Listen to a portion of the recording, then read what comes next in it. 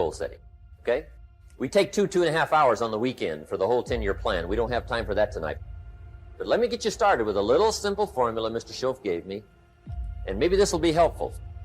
First of all, I've divided goals into 2 parts. First is long range. Long range goals, that's your dreams. Your dreams for the next 3, 5, 10, 20, 30, 40 years, actually the rest of your life. Your dreams. You've got to keep dreaming. Ronald Reagan, president, said to the joint session of Congress a few weeks ago, "The Republic is a dream." And if we don't keep dreaming, we will lose the Republic. Your better future is a dream for yourself and for your family. Where do you want to go? What do you want to do? What do you want to be? What do you want to see? You've got to dream dreams, right? Not being on time is acceptable probably, to a lot of people, but some, it's going to cost you. Now, the mind must be nourished. It's got to have good food. Food for thought. Bread for the head, we call it. Yes, you need a slice of toast in the morning, right, for your body, but you need a slice of cassette. A slice of cassette you put in the car system. And listen and listen. Let something feed your mind. Stand guard at the door of your mind. Don't just listen to anything and everything. Make sure that you're your own best filter of what goes into your mental factory and spins out the fabric of your life and future. Stand guard at the door of your mind. Spend time. Be a selective listener. But you got to have a good diet, a good mental diet.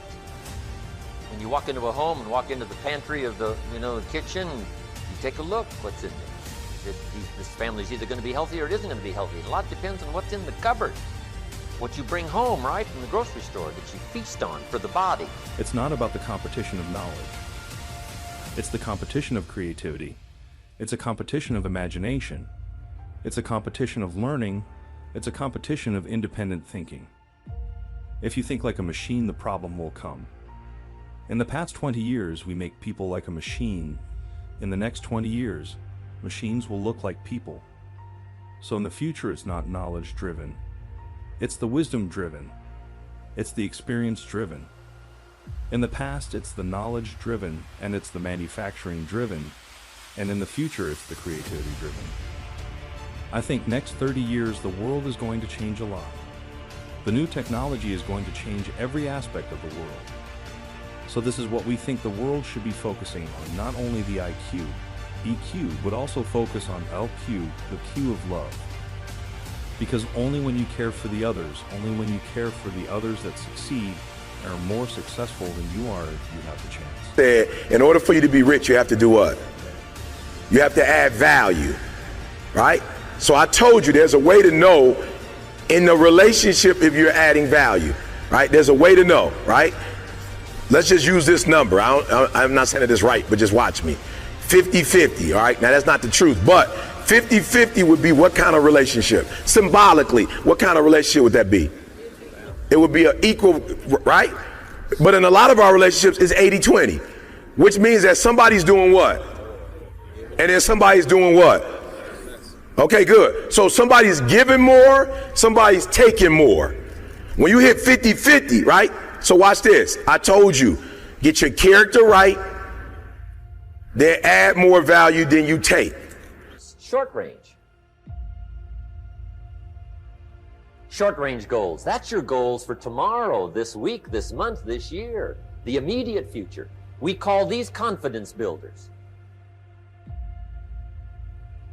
Because if you set up something short range, go for it, get it, latch onto it, work hard, accomplish it. That starts building your strong feelings to go for your dreams. Now, I've divided goals into 3 categories. Here they are. Number 1 is economic. That's your goals for money, income, business, profits, production. Economics. Make sure you've got your economics well planned. Economics plays a major role in everybody's life. Economics is major, which means it ought to be meticulously well planned for tomorrow, this week, this month, this year, long range. Good times create weak people. Weak people create bad times. Bad times create strong people. Strong people create good times. My whole thing is leaders anticipate, losers react. If you can anticipate what's coming, you can really take advantage. If you wait till it hits you, you're in trouble. The biggest problem people have is they think they're not supposed to have any problems are the fuel for growth. It's like you don't have any problems. You're either a liar or you might call them challenges. It feels better. I understand that anybody doesn't have problems. These either totally asleep with the wheel or they don't have much of any kind of a life. Commitment to becoming excellent in your chosen field is an indispensable prerequisite for success, that if you are not good at what you do, you haven't got a chance in our competitive society unless you win the lottery. And only the top 5 or 10% are excellent. You must commit yourself to excellence. You must commit yourself to becoming the best. And the wonderful thing is that excellence is a journey. It's not a destination. You never get there. Complacency and satisfaction are the key enemies of excellence. But once you commit yourself to becoming excellent, the whole world opens up for you. A very important point of excellence is this means simply this: do your best every time out and always strive to do it better. Excellence yields opportunities, because when you become good, you open up. It's almost like the Red Sea of opportunity opens up in front of you. When you become excellent, you come to the attention of people, and people try to get you, and they give you more responsibilities and more opportunities. You see, when we do something well, it gives us a feeling of self-esteem and pride. We feel like a winner. But if we do things in an average way, it doesn't give us anything. Now here's the simple formula for setting goals. It goes like this. A, work on your goals. That's step 1. Work on them. And I put the word work there deliberately. Setting goals is plain hard work. I don't want to kid you. We haven't come here tonight to kid each other. It's work. I know it's work. That's why a lot of people just let it slide. It's work. Many people work hard on their job, but they don't work hard on their future. They just let that slide. And the work involved is making plans. I know most people don't. I understand that. But don't let that be you. Guy says, well, yeah, you work where I work. By the time you struggle home, it's late. You got to eat a bite of supper, watch a little TV, get to bed. You can't sit up half the night. Plan, plan, plan. And the guys behind.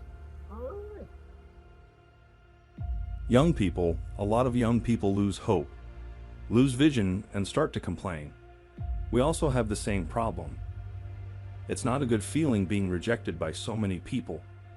We also depressed, but at least later we find that the world has a lot of opportunities. How you see the world, how you catch the opportunity,